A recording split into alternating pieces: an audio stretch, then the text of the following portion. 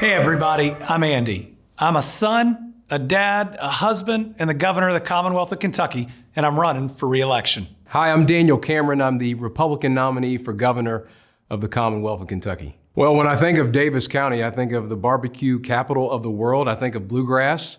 I think of some really good friends that live in this community. Sheriff Brad Youngman has been a dear friend, Mayor Tom Watson. I think a lot of economic vitality and the ability to attract people here from across the nation, whether it's the barbecue festival or romp. There's some exciting things that are happening here. I'm excited always to be in this community. What I think of are the amazing people in this county and in this region. Some of the hardest working people in Kentucky, and what I think of is potential. We have a red hot economy, and I can't wait to see the jobs and the opportunities we continue to grow right here. I believe Kentucky values are about living our faith and our values. I'm taught the golden rule that we love our neighbor as ourself, and the parable of the Good Samaritan that says everyone is our neighbor. It means we don't attack each other. We don't put each other down, that we are there for each other in the toughest moments, but also to lift everyone up, especially at a time we're creating a good job for everyone we can get healthy enough, educated enough, and trained enough to fill. Well, I define Kentucky values as a governor who stands up for the men, women, and children of our 120 counties, who's going to fight for quality education, fight for low crime, and to make sure that we protect the family unit. That means having resources within our school systems to give our teachers the opportunities to connect with our students, to make sure that our law enforcement community is daily supported by our leadership, and to make sure that we hold dear to those Commonwealth's values in protecting the family unit. Well, I think the rising cost of living has primarily been impacted by Bidenomics, which has meant inflation is through the roof. And obviously here at home, we're facing the war on coal because of the Biden administration. Andy Beshear hadn't spoken up for that. So I think it's important to get our income tax rate to zero as quickly as we possibly can. I'm going to be proposing that we do so alongside our legislature. So I'm excited about the opportunity to do everything I possibly can to get that income tax rate down to zero to help with our cost of living challenges.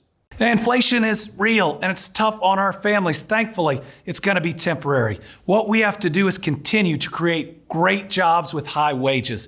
2021 was our best year for economic development ever. Most investment, most number of jobs. 2022, our second best year ever. And 2023 will be our third best year ever. They were the second and third best year for new wages. The best way we deal with rising costs is to get everybody a job that pays them more. Now, we work every day with this county and this region. Western Kentucky is on fire, landing things like the Ascend Elements plant down in Hopkinsville, a $1 billion project. But Owensboro and Daviess County is such a special place. Talking with your economic development folks today, it is going to happen.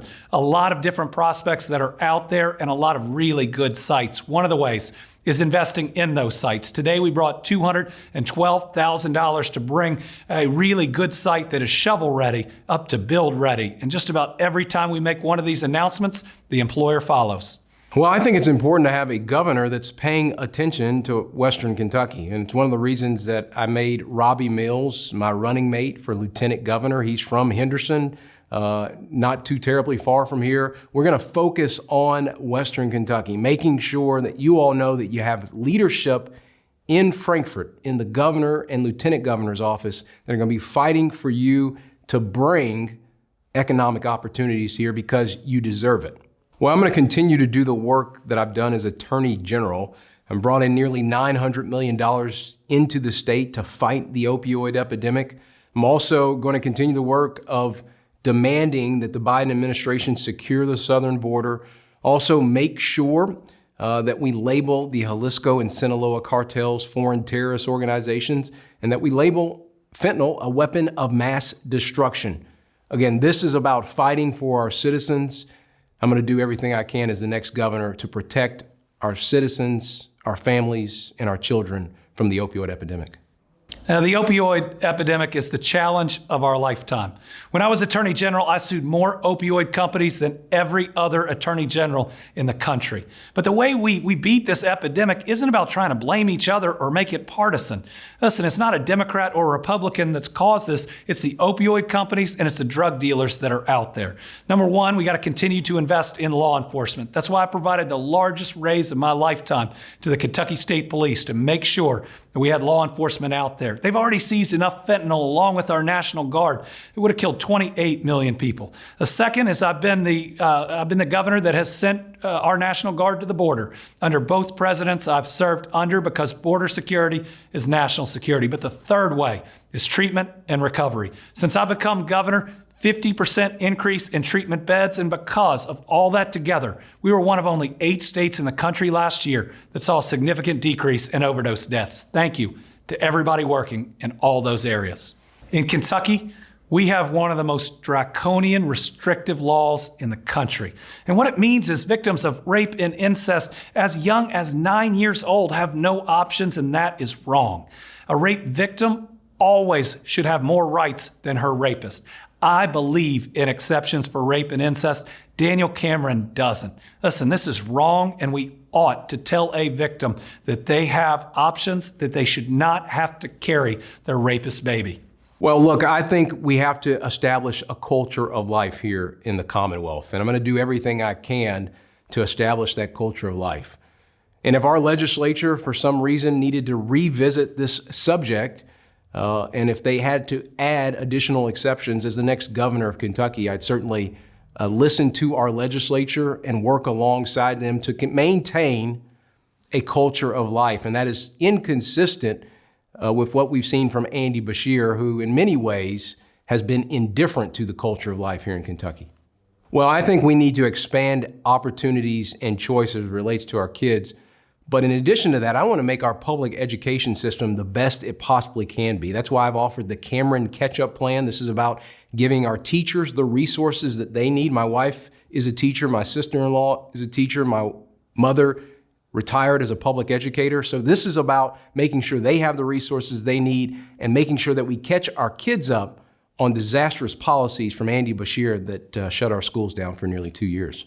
My opponent is for a dangerous voucher program that he calls school choice that would take millions or tens of millions, if not hundreds of millions, out of our public schools and send them to private schools. It would bankrupt public education all around this Commonwealth. I'm a product of Kentucky's public schools. We don't need less money in it, we need more. That's why I've championed an Education First plan that would provide an 11% across the board raise for every public school employee. Let's make sure we have enough teachers and bus drivers. It would also fund universal pre-K to make sure every 4-year-old in Kentucky gets the start that they need and no one enters kindergarten behind. Well, the judicial system is a third branch of government that we elect our judges to. But just because it's another branch doesn't mean that we can't and we shouldn't work together to try to get the very best outcomes. But the best outcome is when we prevent a crime before it happens. Especially with so many crimes being committed by young people these days, we need to intervene the very first time they come into the judicial system so we can prevent more violent crime from occurring. And with all the jobs we're creating, there is hope out there for everyone. We've just got to show each of our young people that they have a bright future, that they're valued, and make sure we get them on the right track. Well, they need to have a governor that supports our law enforcement community. I'm honored to be the candidate in this race that has been endorsed by the Kentucky State Fraternal Order of Police. And that's in contrast to Andy Beshear, who in 2020 let out nearly 2,000 criminals, and a third of those recommitted felonies here in our Commonwealth.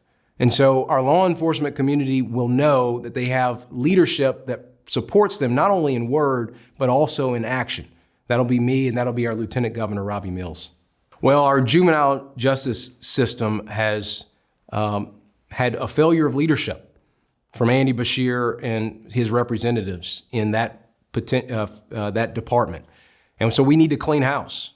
And that's what I'll do as the next governor. I will clean house to make sure that we have leadership that is working daily to make sure that our kids aren't sleeping on floors. We've got to rectify that situation and to make sure that we have facilities open that can take care of these kids. Well, the current juvenile justice system, or the system when I came in, was the same as it had been for more than 30 years. We had to do some things to protect the people in it. When I came in, boys and girls housed together. That's not safe. Somebody in for waiting for trial for murder was next to someone in for truancy. That's not how our prison system works, and it can't be how the DJJ facilities work. So what we've done is separate boys and girls, and we can all agree on that. And then we've separated people based on the seriousness of the crimes that they've been accused of. We've got a lot more work to do, but these changes we've made have been working. People have been safer. There's been fewer disruptions. And the last piece is we had to provide serious raises to the DJJ workers who do dangerous but important work. When I came in, they were making under $30,000 a year. Now they're making about $50,000 a year, meaning we have enough to make sure that those facilities are secure and that we can get these kids, those that we can, back on the right track. It has been an honor to be the governor of the Commonwealth of Kentucky.